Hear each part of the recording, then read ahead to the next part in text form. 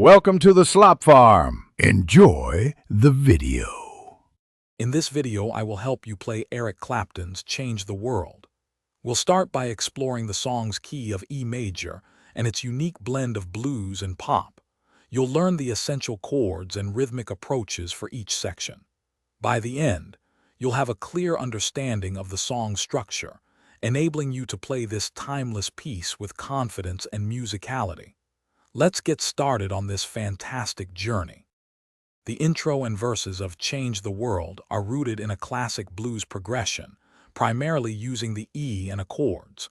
You'll notice a distinctive blues riff built around these two chords, often involving an E to E6 to E7 progression. This section can be played with a gentle fingerstyle technique or a light, rhythmic strum. Pay close attention to the subtle nuances that give it that signature Clapton feel. As we move into the chorus, the harmony becomes more sophisticated, incorporating jazzier chords.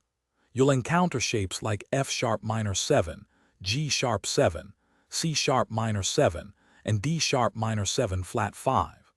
The challenge here is to execute smooth and seamless transitions between these 10 or more new chord voicings.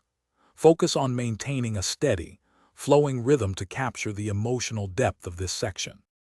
Eric Clapton's iconic guitar solo in Change the World is primarily crafted using the E minor blues scale, offering a soulful and expressive melodic line.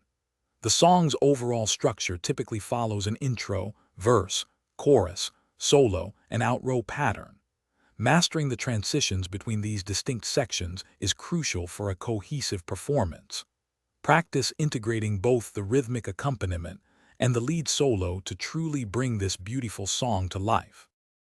Thanks for watching. Consider subscribing if we helped you today.